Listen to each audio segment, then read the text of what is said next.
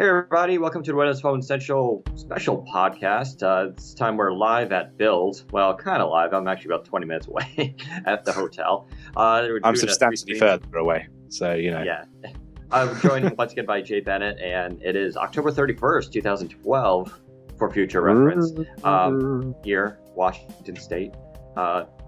Anyways, Build's going on. Windows Phone 8 was announced this week. New devices came out. I've got 3 of them here, actually. 2 HTC 8Xs and a Lumia 920. Jay, how you doing? I'm all right, thank you. Pretty much massively jealous of your week so far. Been sat in my usual day job and watching all the news just filter in happily. As I say, my Surface only just arrived yesterday, so I've actually finally got my hands on some kind of new hardware, which is a nice experience. This is going to be an interesting podcast because we've just got big stories this week. There's no apps or the rest section. And basically, it's probably going to be me quizzing Dan about his opinion on Windows Phone 8, which he's seen and I have not. But before we get to that, you've got some site news, haven't you, Dan, that you might want to, people who may, for some reason, be listening to the podcast without visiting the site again. What's the new skin of the site, you mean? Yeah, well, it's more than just a new skin. Let's big it up. This week, we got really gutsy and decided to redo the site, relaunch it on the same night as basically the Windows Phone 8 announcement. So it was a little bit risky. Why did we do that again? What was that? Why did we choose that night again? Was it just to sort of have the biggest impact as possible? Well, it makes sense. If Windows Phone 8 goes official, might as well redo the website to coincide with it. And it's the whole point of it. Plus, we were also up against deadlines. Not like we were just sitting on this waiting to flip the switch. We were actively working on it for the last week. But yeah, so the site went live. Actually, we had a few little hiccups. Was in the middle of the night and actually went smoother than expected. But yes, we're on a new what's called a content management system. It's the stuff that powers the site. All that means to the people listening and who visit WPCentral is that we can roll out more options and tools and control on the site now. And you're going to be seeing new comments and new features coming in the coming weeks. And then, of course, we gave a new look to the site to make it more modern, more metro, and as Kevin from Crackberry says, more happy looking. So far, I haven't heard a single negative. Wait, hang on. So, what was depressing about the last site? I don't think it was depressing. I just think this one's just happier looking with all the colors. That's what Kevin says too. But we haven't heard a single complaint, which is nice, which is also odd because usually people who don't like something are the most vocal. But we've had a lot of compliments. So we do have a section in the forums in case you do experience bugs on the site and you want to go there and just make a little note. A lot of stuff has already been reported, and we're obviously actively fixing those things. So that was our big news, and that was leading up to, of course, Monday in San Francisco, where I was there for the Windows Phone 8 announcement, which actually went pretty well. The big other news there was Jessica Alba showed up, which was kind of fun. But they had all the devices on hand, and Steve Ballmer did his little intro, and it was pretty good. And that was So let's talk about the announcement. So it was there were 3 big things, of course, that were focused on around Windows Phone 8. As far as I could tell, it was all about sort of different use cases, and the Kids Corner was really shown off and was tried to make this sort of big changing feature that's going to make everyone's life a bit better. We had was it Joe Belfiore? Belfiore's kids came on stage as well, didn't they, for this just for this announcement? How do you think the presentation went? How did you find the presentation? Obviously, you were there in the audience. Yeah, no, I think it definitely went well. People were enthusiastic about the stuff. There's this question whether they're going to release any secret feature, and some people that go to this site were probably a little disappointed. And I wrote this in the review for Windows Phone 8, which is up on our site now, that Windows Phone 8 doesn't have a single killer feature. And for some people, that's sounds like a negative thing, and it's not. What I mean is when you read about all the little changes, and there are a ton of little new features, it's hard to appreciate that when you're just reading about it and be like, oh, there's nothing major, especially since a lot of the changes we've already learned about, leading up to this. But when you use the device, you use it every day, you start to appreciate just how different a lot of things are in it. And I don't mean different as in unfamiliar, but little tweaks and enhancements. Like, for instance, just searching images in Bing now allows you to save images to the device. It was always a weird thing that you could find an image, but then when you actually click on it, you couldn't save it. So you had to use a third-party app. It was kind of weird. Yeah. But they filled in all those sort of little gaps, and they added some of those major features like rooms, which when you get, your friends and family onto Windows Phone 8 devices, it's going to be really neat to, share all that information. And it's actually kind of based, it looks like off of Nokia's Pulse app, which we've covered before. So Yeah. Windows Phone 8, the big change is the fact that it went from the CE kernel to NT. And what's weird is that it looks basically the same, but the core is radically different, right? And that's no small thing.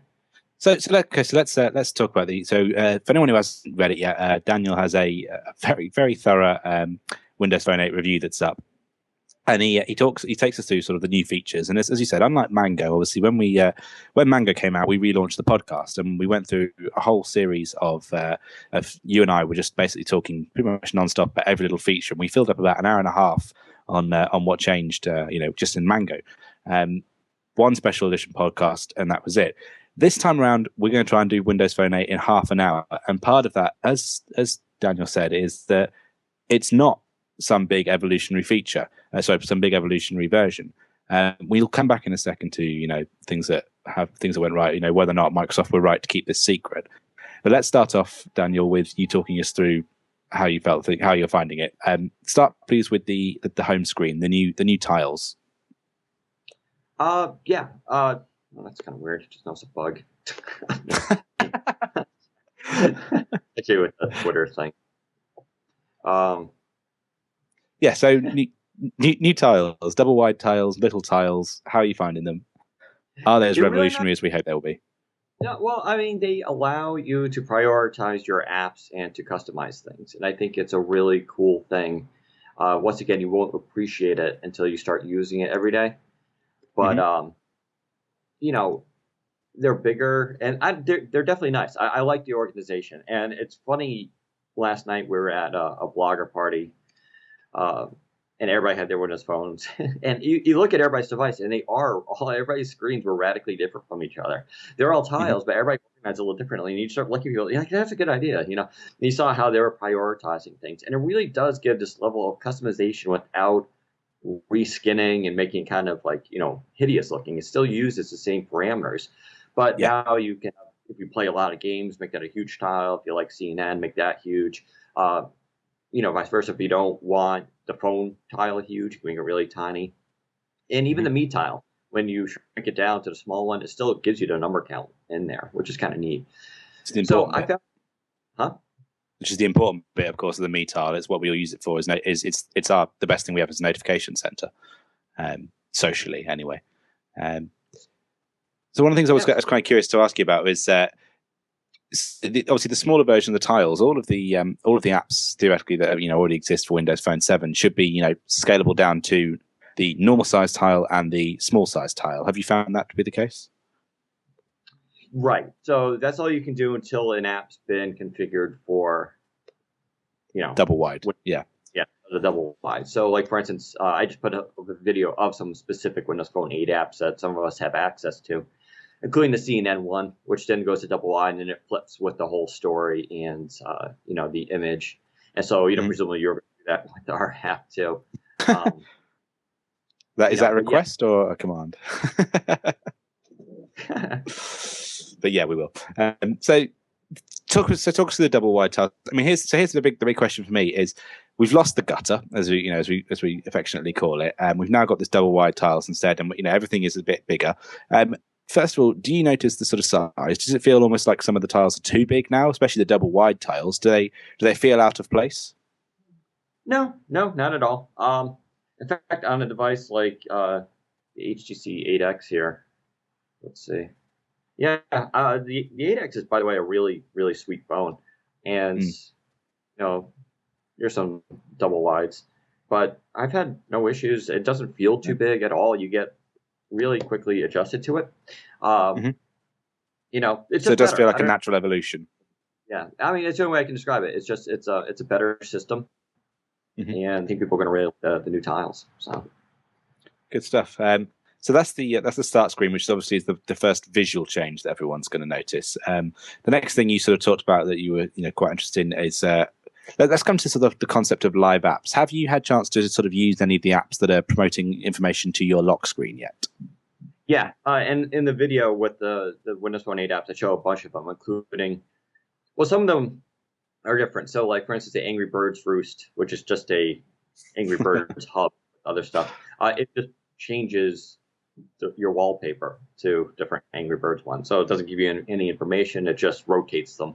That's Hmm. one thing apps could do. CNN, sorry, does basically the same thing, uh, but it updates with the latest like news story image, which can be Hmm. good and bad.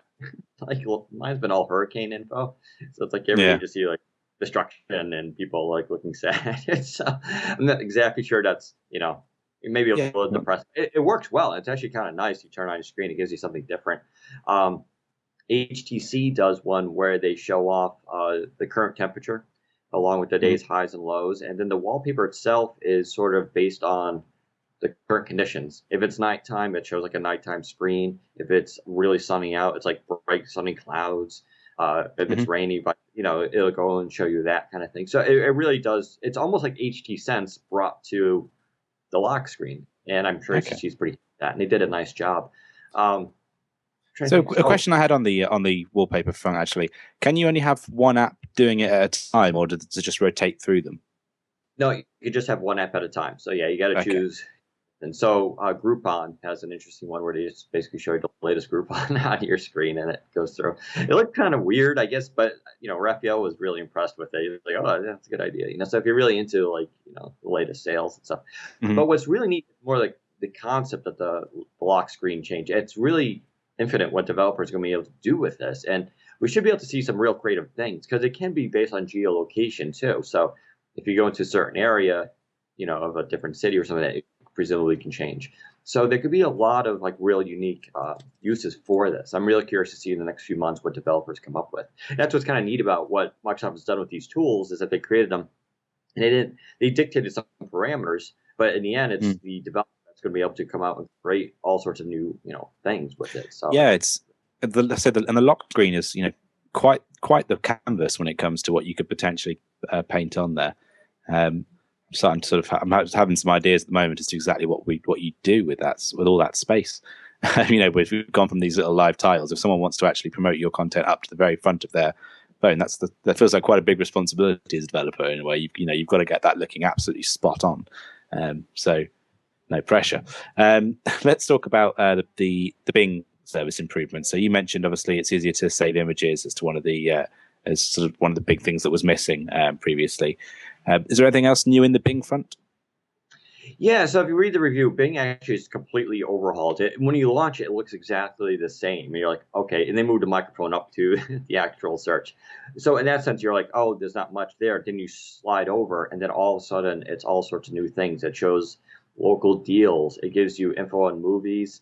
Um, there's I forget what the other screens are. News. There's the videos, top videos, and so it's really neat. It's very minimal. Uses they keep the graphics really. Uh, Basically, there aren't any graphics. It's almost all text driven, which means it loads very quickly and presumably uses very little data. And then you can I really like the movie feature because it gives you like the latest movie that you can hit more, and then it gives you all the top movies that are going on. And as you drive deeper into it, you get things like reviews, you get critic reviews, you get previews, and you get all the information you want. It almost gets rid of the need for some third party apps that were sort of filling that in. And so Mm. it's really nice. I mean, things like Fandango, you'll still need to buy tickets, but Mm. it makes everything a lot more nice. And like same with local deals, you can find local things in your area and coupons, and then you can save them to your wallet. And which is really, it's like almost like bookmarking it, right? But you go to your wallet and Yeah, you can just yeah. there and stuff. And it's So talk us through the wallet. Have you had a chance to use any NFC payments yet?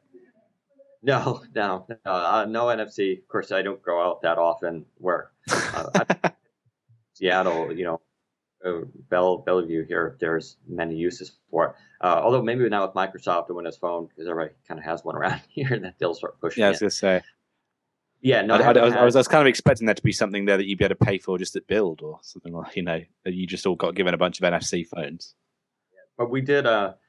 Tom Warren and myself did do the tap to share contact information, so it worked. I mean, not much else I can say about the experience. You just tap phones, and I've tapped to share an image between two of my Windows Phone 8 devices, and Hmm. it works really well. It actually the little screen comes up, it says sharing, and it gives you a little percentage as Yeah. it's command to the device. So when it's done, you can tap the notification to go right to the photo to open it. So So, NFC all works really well, but those are evolving technologies, right? This is almost mhm. like you have it, and it's going to require one developers to start making apps within payment systems that require that stuff. Presumably, Xbox games will take advantage of this, but apps could do it too. Um, those would then access your wallet. It would also, of course, require NFC to be adopted and by banks and commerce. Once Yeah, those yeah. things start to play, this phone is already set up for it to take advantage of that. And it's a pretty big deal. So it's going to be one of those things very early on. You won't be able to use it too much, but sort of like Mhm. having LTE in some areas. It's like my phone has it, but I don't. My area doesn't have LTE. That kind of thing. So Yeah. Okay, so there's two other features I really want to cover, and the first of which we'll go to is Kids Corner. Have you had a chance to use Kids Corner yet? Do you find it's is there anything to be spoken of there? Would it make a good guest mode? Are there any limitations that people might not be aware of? I was gonna say I have 8 kids and they all fight over it. But actually, I don't have any kids. Well, So no, I haven't. but they haven't. But let's understand, they haven't just called it Cat Corner, so you can't hand it to your furry friends. You need to have children. No, actually, I haven't kids corner because it's called Kids Corner. It's just not that Really? exciting. I think people have seen the videos of it, but yes, what it is, it creates a separate lock screen and you slide over. It's really good if you have a pin lock, of course, and it creates like Yeah. a mini phone basically for kids where actually they don't have access to the phone or Internet Explorer. You can't add the web browser to it or the phone or even Can you text add messaging. web-based apps? Ads, apps, even. I don't know. I presume you could. I think you can add third-party apps. Okay, But I'm not sure about the interesting. browser stuff. Yeah, I'm curious. I got to install like a third-party browser that still uses IE and see what happens because that'd be kind of an interesting thing. Or even something, But then, even like one of the Twitter apps that does that would serve your purpose. yeah. But they don't even have access to the store, so they couldn't add it themselves. So the only things that show up there is what the parent added. So if the parent added like a third-party browser, well, I guess that's what the parent decided to do. Mm. You know, so that's their choice. But yeah, it's Kids Corner. I kind of jokingly like I didn't really cover it too much. I don't have kids, not exactly. It's not for you. But So should they have called it guest mode? that might have actually helped. It's kind of interesting they don't have this on like Windows 8, which I could have seen, on the Surface. I Yeah. could have done this, but there's been a real positive feedback on it. A lot of people are interested in it. I always hear, people in our audience going, "Oh, this is amazing! I have kids. It's going to be so great." So I think Microsoft did a really good job by introducing this. I think it's a brilliant idea. So now it's just whether or not they can capitalize on it. They can make good commercials. I mean, just showing a parent and a kid and taking advantage of that, it could be an easy sell. But it's only going to Yeah. be successful is if people know about it and can take advantage of that. Yeah, and it's going to be difficult to advertise as well because they have to advertise it. See, for me, Kids Corner should not be advertised as a broad as a broad advertising scope, simply because it could give the wrong perception as Windows Phone 8 is this toy phone or aimed just at parents. I think if it's advertising in sort of certain spaces like kids channels, like mum stores, the right magazines, the right newspapers, it makes sense. I think if it was part of the broader advertising campaign, maybe it will send mixed messages as to what Windows Phone 8 is all about, or at least what we feel Windows Phone 8 is all about. Easy to get around. You make a series of commercials. That's all, and each of Exactly. the series a new feature, and that's just one of a series of commercials that rotate. So in an hour, if they show 2 Windows Phone commercials, one is slightly different, one will highlight a different feature. So that's just how you do it. You don't just blanket the market with Kids Corner stuff. So I Absolutely think right. it's going to be real interesting to see what Microsoft does. I mean, they've reiterated numerous times since the Windows Phone 8 launch on Monday and yesterday at Build that this is it. This is the big push for them. Mm-hmm. That they see Windows Phone now on par with Windows 8 Desktop and Xbox, and they keep emphasizing it's a companion device. And I really think Windows Phone 7 they got it out there. They were testing a lot of stuff, but the reason why we never saw Microsoft commit to it was because they knew it was going to be replaced by this NT version, which is going to really allow them, we're not going to see another refresh, right? We're not going to have this problem again because this kernel is going to allow them to expand the OS for years, absolute years. It can go up to 64 cores. There's no memory. It could really scale up. So I think now we're going to see Microsoft do a big push with commercials and advertising, and they've said they're going to do that, and it's going to be global. Now, Yeah. we got to actually see that happen, but I think this is it. So hopefully that will actually pay off. Okay, so the last bit to pick up on then is the camera and the changes to the photo hub. So we'll leave out multi-selection, although I know that is something that you are quite keen to see. The first one I want to change, I just want to come to, is one of the new features in the camera is they took away the plus and minus zoom buttons and switched it with a pinch to zoom instead. Now I'm a bit torn on this because really I've usually got my right hand thumb when I'm composing the shot. I want to be able to just zoom by tapping rather than zooming by pinching, because that requires me putting my fingers over the whole screen. I don't know. I personally, to me, this is the one change that doesn't make sense, because you're covering up what you're trying to compose to zoom and get the composure right. I know digital zoom is completely pointless anyway. I don't make a habit of doing it, but why is it, it doesn't help. To me, I think it's a worse gesture. Does it play out that way practically? For the sort of paradigm, right, of when there's a photo or something or anything, you zoom in by pinch. It's a universal gesture. They also, I think, did it to clear up the viewfinder, so there's just less stuff on the screen.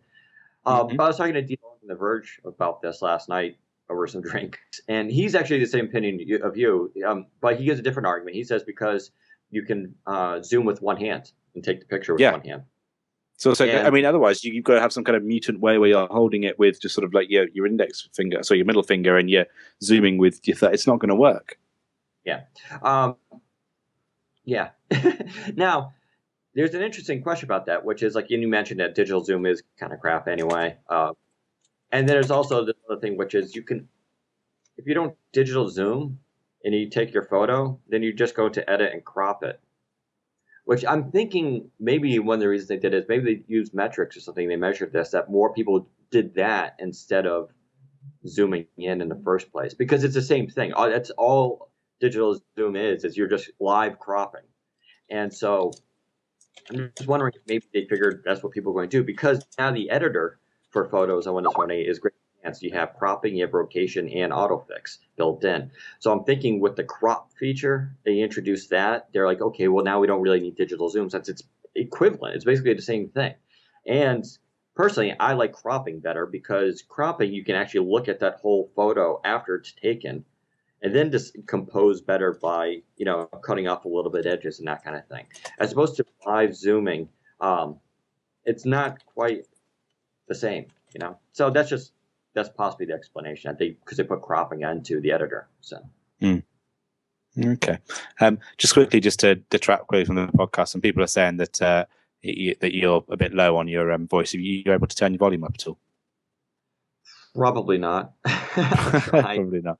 Okay, I'll just try my hardest not to talk over you. I know it goes against my usual self. So we're running a bit short of time for Windows Phone 8, but there is one point just I wanted to still pick up. People have in rooms we've come across, but lenses. There were this big sort of hushed feature for a while, and we sort of thought this might be it's quite a big deal. Lenses, basically, how have they worked for you? Have you used them? No. I haven't used them I've played with them. I haven't used them too much because, one, there aren't many lens apps out there. So when you launch the lenses, and if you go and watch the latest video I posted with the Windows Phone 8 apps, you'll see a couple of them.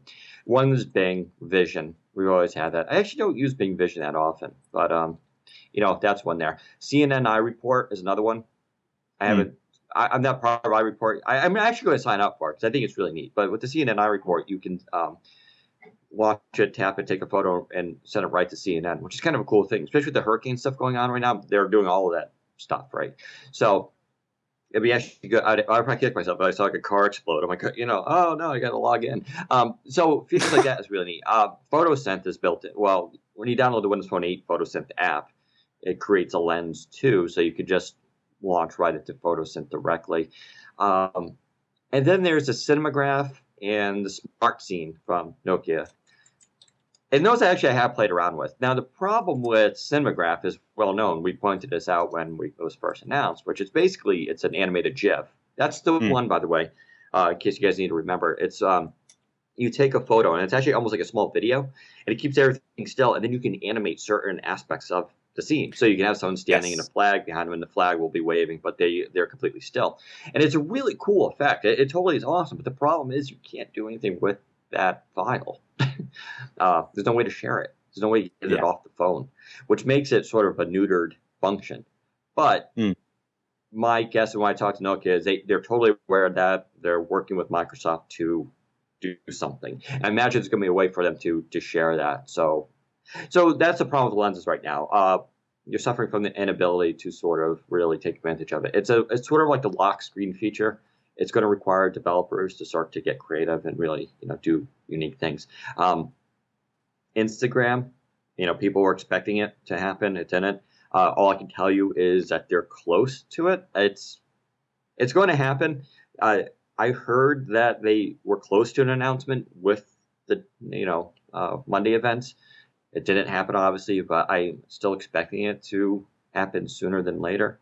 So don't rule it out. But if that happened, you would have an Instagram lens, that kind of thing. So lenses are also have huge potential, but we'll have to revisit it in 4 months from now and see what developers have done.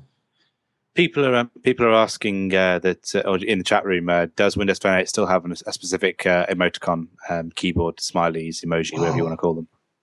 I'm going to do a post on this because I did the review and I completely forgot to focus on that. And it's a great question because they're awesome.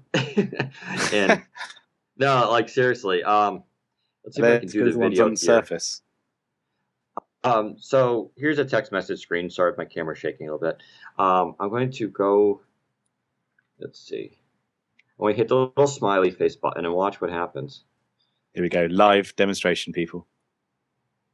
If you guys can see that, specifically that bottom row. Now you're looking, and you may be seeing, so far they just look like regular emoticons. That bottom row is a selector. And check that out. So I just chose the faces. They're actually emoticon faces. Sorry for the glare. I don't know if I can. That might be a little bit better.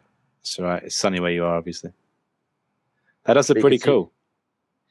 And when every time you touch a different one, you have actually whole categories. So, that's gonna focus. Yeah, nice that's one. not gonna. Yeah, so there's like a light bulb one. There's a whole category for food.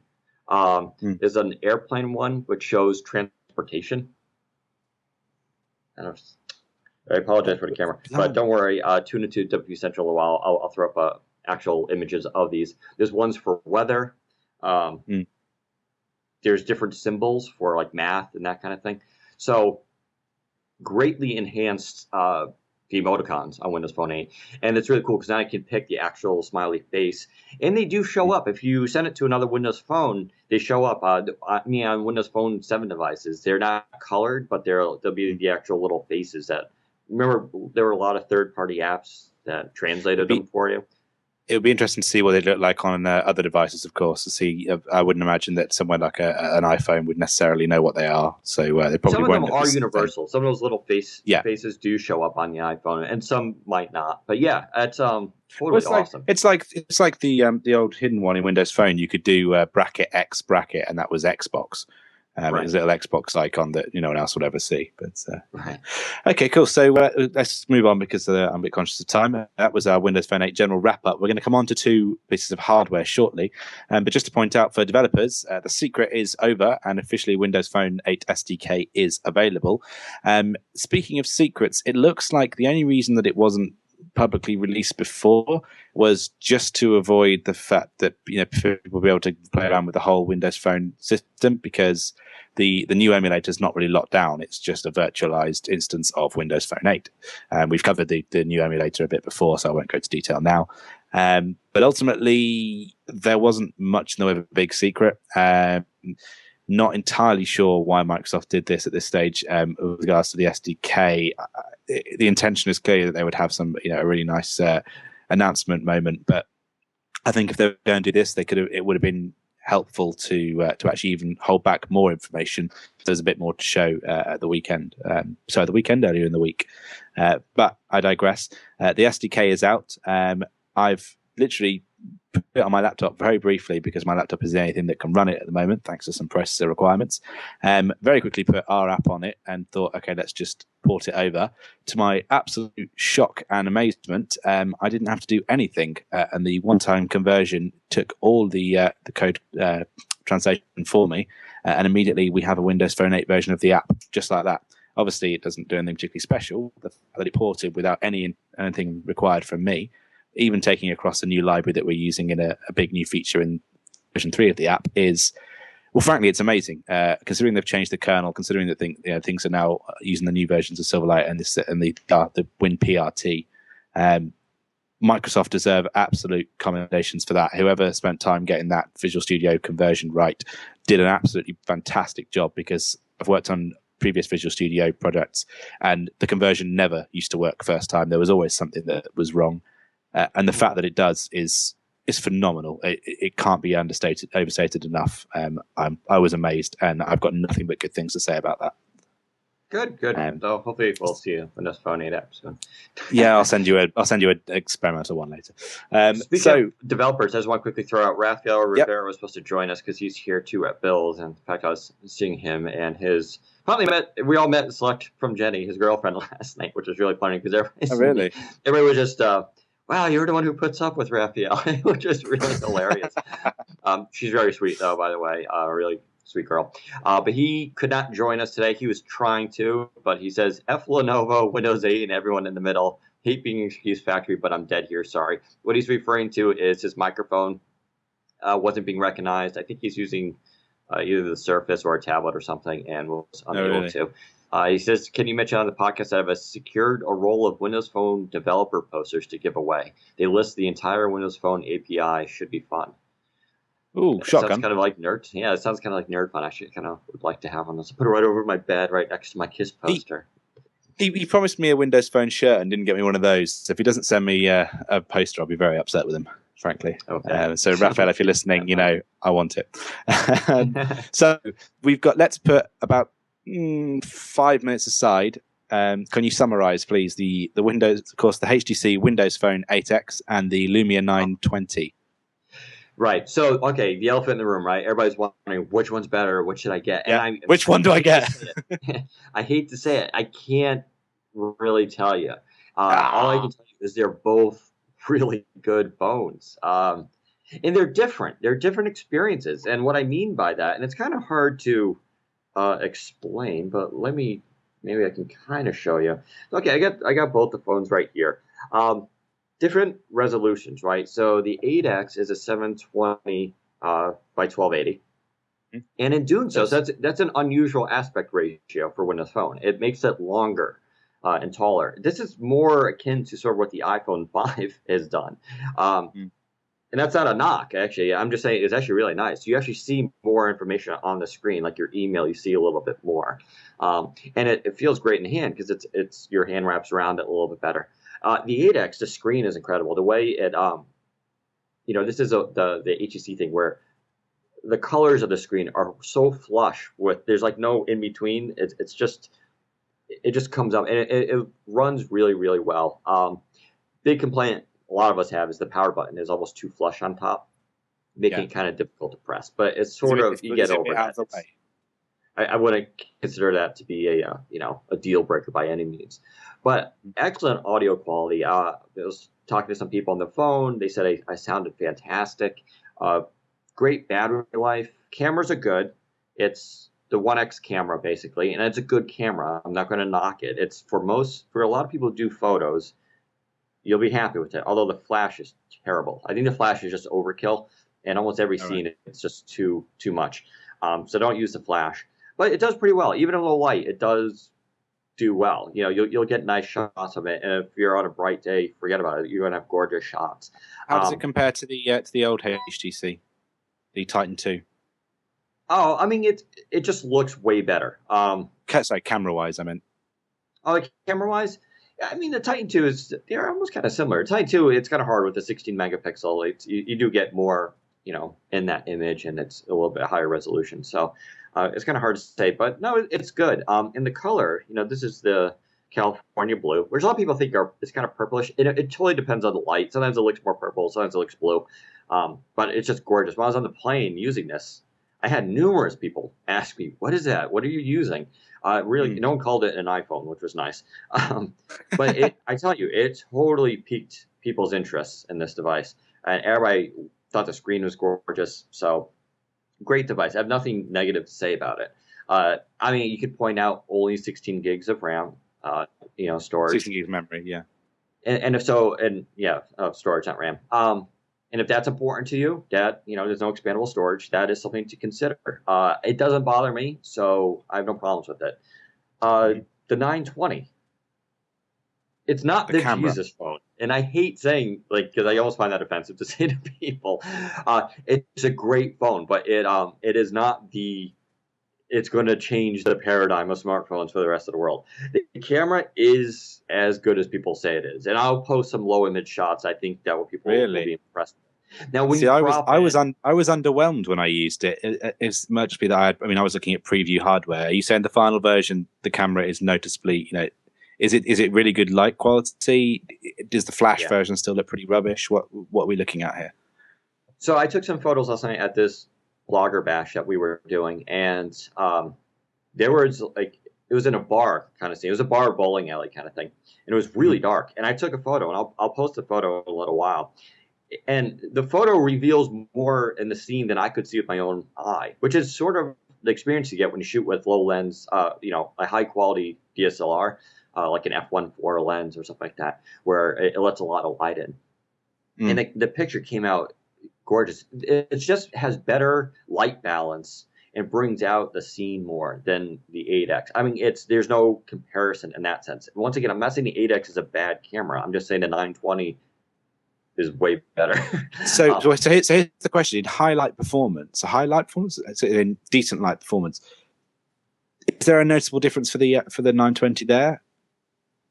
Yeah, I would say a little bit. For me, the 920 represents the scene more accurately, and by that I mean sometimes the 8X will make this. They're almost sort of like Samsung. Sometimes they oversaturate a little bit and makes the scene a little bit more punchy. And I think for some people that's going to initially be like, oh, that means it looks better. But I think anyone who's into photography will find a 920 looks more like the actual scene that you're seeing. And you can always turn up saturation. You always get third-party apps. You can always manipulate stuff. What's kind of weird with the 920, you actually have less camera options because it seems like the system sort of takes over for you. But no, the 920's camera is really good. Even the front-facing camera is good. With the 8X, it is wide angle, but it's kind of weird. It almost kind of stutters a bit, which is weird because it's supposed to use the image chip. But on the 920, it's very smooth and fluid. But the 8X, you get a wider angle. Audio is good on it. I did drop it already, and I got a little tiny little nick in it. Luckily, I think it's not. It's a still died all the way through. But yeah, it's still solid. It's a brick of a phone. That's not. It is big. Thing. It is big. It doesn't bother me. I will say it's a different experience from the 8X. The 8X feels more like a traditional phone. I think a lot of people, especially girls with smaller hands, are going to prefer this. This though feels like it's a device. Okay, and that's not. It may sound bad. It's not meant to be bad. It's just. This is a different experience. It feels like you're holding something that's borderline a small computer and a phone. It feels more substantial, and I'm okay with it. It feels fine in my pocket. I don't have a problem using it. I've been carrying around for the last few days. It's very fast. The screen is good. The screen is an IPS screen, meaning it's not AMOLED. The downside for that is the blacks are not as black as the Lumia 900. But of course, that's true of the 8X as well, isn't it? And that's true of the 8X, which is a super LCD, but suffers the same thing. By that, I mean when you're black backgrounds and you compare it to the bezel of the device, you can actually see the contrast difference. And everybody who has a 900 or even the 800 sees the opposite. You can't tell the difference between the bezel and the screen, and it's a really cool effect. Unfortunately, you don't get that on the 920. I kind of wish they had an AMOLED screen that they used. But for whatever reason, they didn't. It's not, once again, a deal breaker. It's only when you compare it to the other devices, you're like, oh, But the screen can go really bright, and it's really high quality. Super fast. It's built like a tank. I mean, it really does feel cool in the hand. I'm not not trying to say it's negative, but it's something you're going to want to consider when you pick up the device, whether or not it's for you. I kind of like the fact that the resolution is different. So this is a 1280 by 763. This is actually the same Yes. aspect ratio as a Windows Phone 7 device, meaning Windows Phone 7 apps scale up perfectly. Windows Phone 7 apps on here actually have a tiny little black bar at the top. It's Can you barely notice noticeable. that? Not really. Most apps you will not notice. It's only when you look close, you're like, oh yeah, But that's something that'll be fixed as those apps get updated, presumably. You don't get that here, and this device I find almost easier to read, partly because it's a 4.5-inch versus 4.3, and the resolution sometimes for emails and stuff like that feels a little bit more like, like what a tablet kind of device would be. So.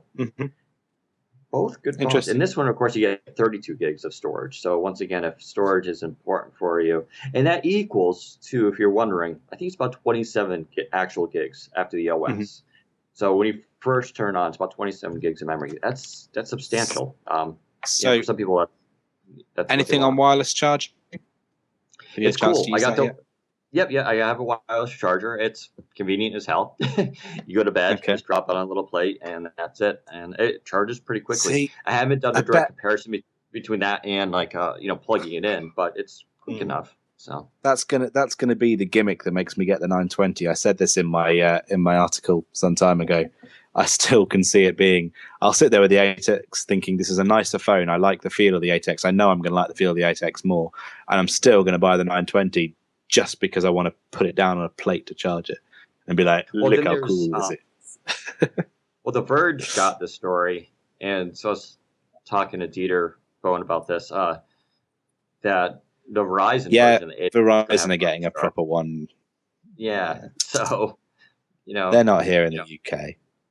But the other thing is, so I think if we were going to give consumer advice right now, we would say this. We would say, if you want to say no compromises on the features of your phone, the 920 is the best option because you are looking at the best NFC, the best wireless charging capabilities. You're looking at the highest amount of storage, the best camera. However, if you look at it, sorry, when it's what? And a graphic equalizer for audio. And a graphic equalizer, yes, sorry, but no built-in amp. So, if you want to say, right, what matters to me is I want this as a phone. I want this as something that's convenient to put in my pocket and, play music, but not store loads of music on. Then the 8X is going to be the one for you. The big one for me personally, I will probably be swayed by the gimmick of the wireless charging on the 920 coupled with the 32 gig internals, which I've filled up my 816 gig now, and I know that 16 probably won't be enough for me. And that is really annoying because otherwise I probably would have gone for the 8X.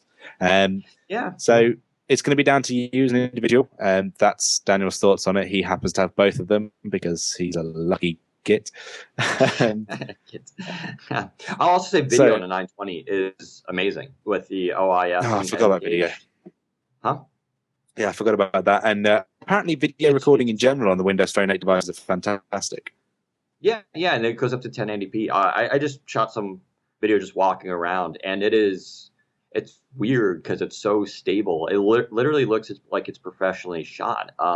And for those wondering, by the way, on the 920, a lot of people noticed in videos previously that when people would do shots, there was an autofocus lamp that would go on first. A lot of people thought it was a flash. They're like, oh, it's cheating. They're using a flash. No, it's not a flash. Autofocus lamps just do flashlight on the scene. The camera then sees the object you're trying to focus is on, and then it cues itself up. But then when you actually do the shutter, that flashes off, and then it adjusts, but it's already got the focus. You can actually shoot in the dark on any camera if you can just do the focus manually and time it. And that's all that's doing.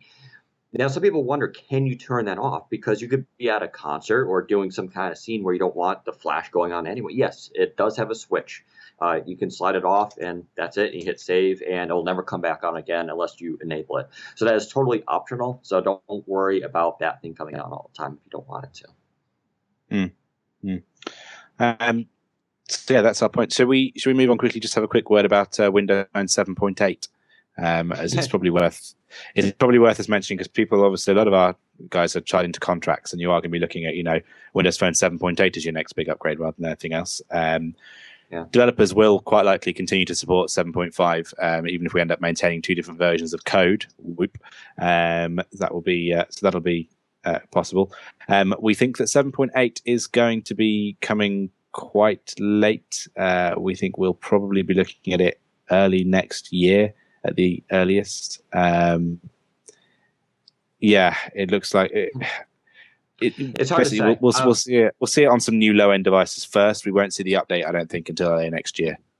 Right. I think you're going to see it on hardware first, like new hardware coming out, and then the updates will be up to carriers and that kind of thing. These basically a lot of the answers we're going to give probably aren't what people are going to want to hear.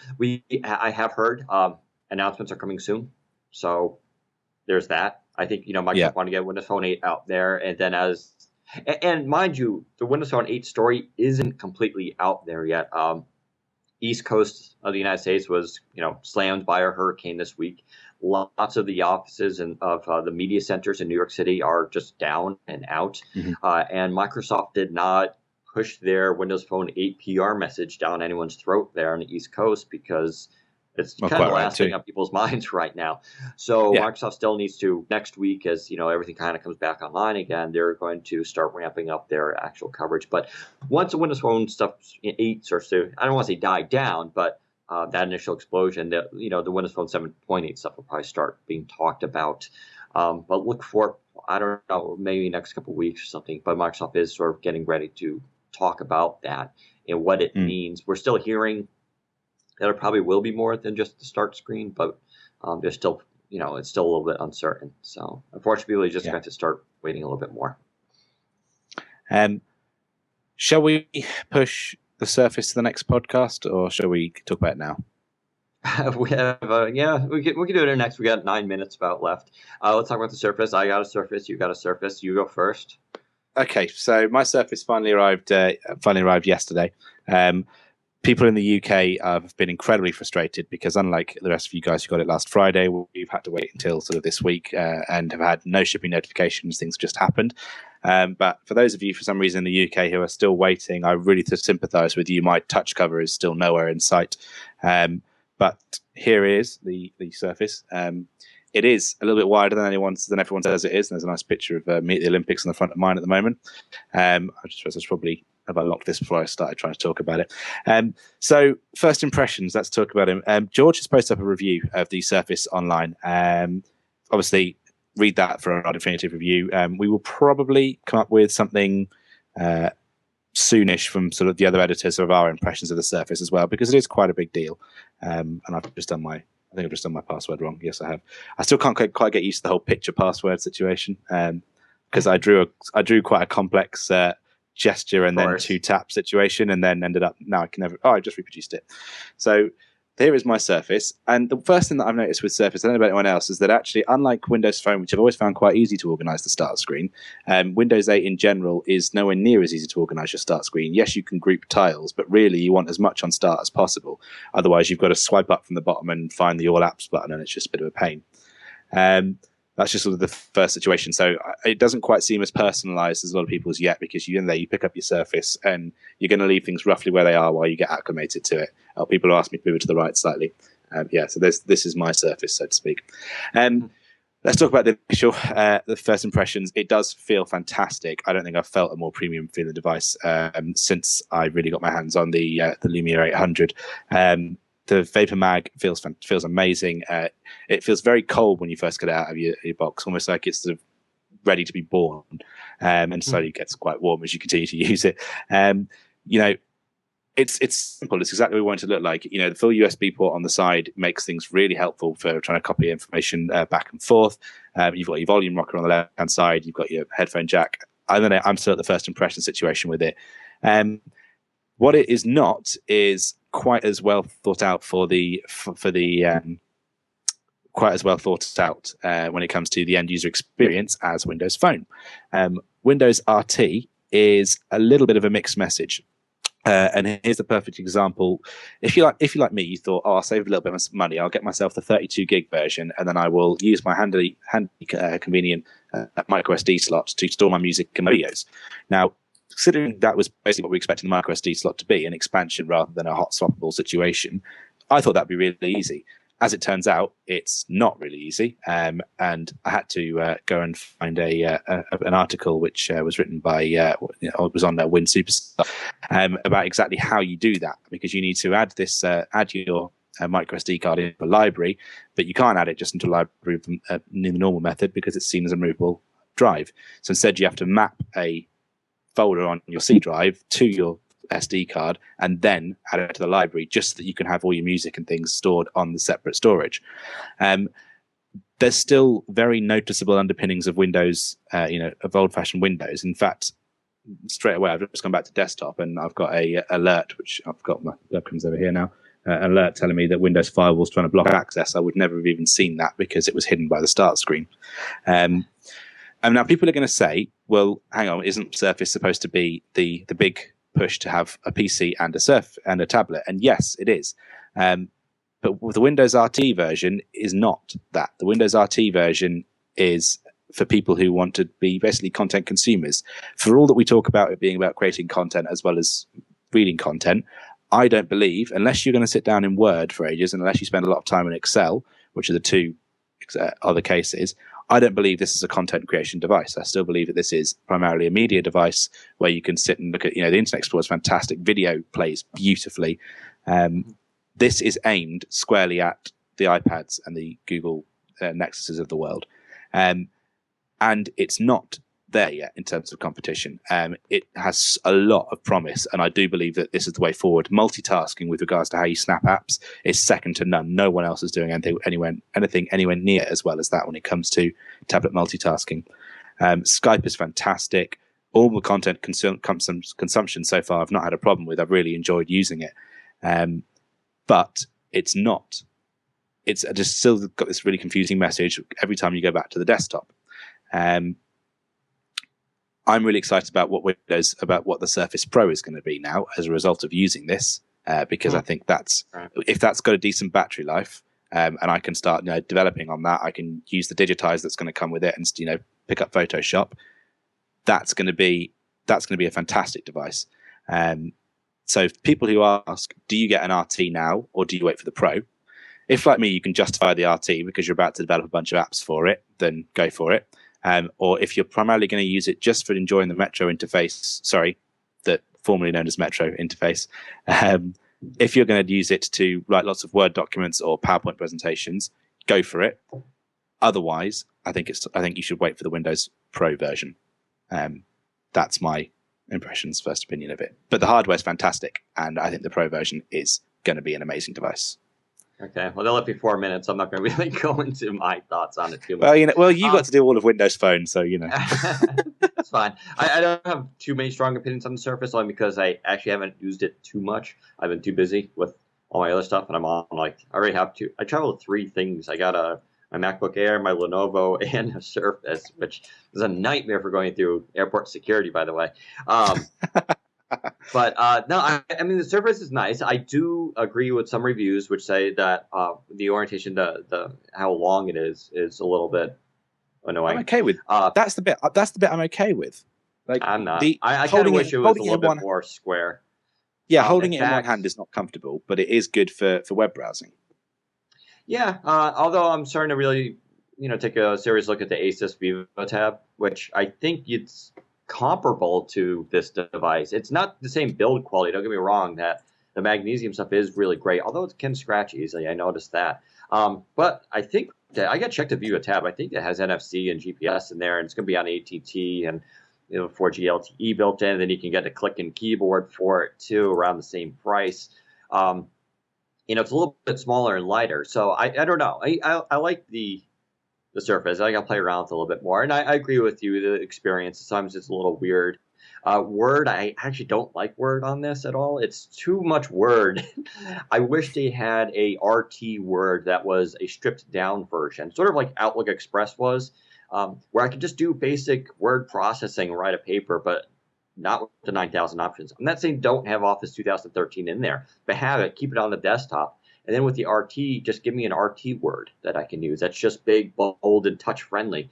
Because Office 2013, Microsoft did admit, is not fully Metro or modern UI touch-oriented. They made it a little bit, but they didn't want to shock their audience, sort of like they did with the whole OS. But I think the new Office is used by a lot more people than necessarily the OS, and so they're looking to hybrid it and to link it. And so I think the next version will be more Metro. But I kind of really wish they had a lighter version I could use. That would give me a better experience. But it's a work in progress. We'll have to see. There is some lag issues I have noticed sometimes with certain apps. Yep.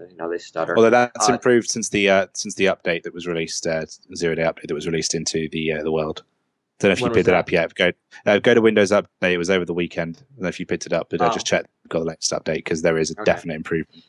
Yeah, and those things can be improved with software updates and stuff. So I'm not, that may be for right now. I'm not really. That's not a game changer or not a deal breaker, I should say, for myself. So, but I think we should wrap it up because we want to keep this for an hour. Yep. Renee's got trick or treaters coming over. Yeah, so. I'm gonna just bring in about 2 or 3 questions just so that we can as well. Let's split 2. Okay. Just because people have got some good ones. There's two questions. One I'm going to pick up. Phil R8 has asked, Wi-Fi on Windows Phone 8 can it remain active when the phone is asleep and not plugged in? Is that an option that was added? Have you been able to clarify that? No. Is that it's not there, or you haven't clarified? No. It's as far as I can tell, it's not an option. They did give. There was a slight change to Wi-Fi. So you go into Wi-Fi. There's the advanced button, and they give you 3 options now, which you might not be able to read. It says, notify me when new networks are found. Always there. I turn that off because I find it annoying. Automatically connect to Wi-Fi hotspots. And send information about Wi-Fi connections to help discover nearby Wi-Fi. So that's part of that whole data sense thing and all that. But there is no method by which to make Wi-Fi persistence. So. Okay, so there you go, and that's down to individuals. If you've got good cell coverage, it's not really a problem. If you haven't got good cell coverage, it does become a problem. But then, if Wi-Fi was left on all the time, you'd lose a lot of your battery. So there's a trade-off to be made, unfortunately. But it's been kind of shown not to be the case. That's, I think, the real issue now is that some of those apps that do maintain the Wi-Fi connection when the device is in standby. You don't drain the battery. In fact, some tests have shown that it actually uses even less battery than the cell signal because that's always trying to ping and So and the real disconnect is the fact that Windows 8 RT, the tablet, does maintain your Wi-Fi connection all the time. Yeah, of course.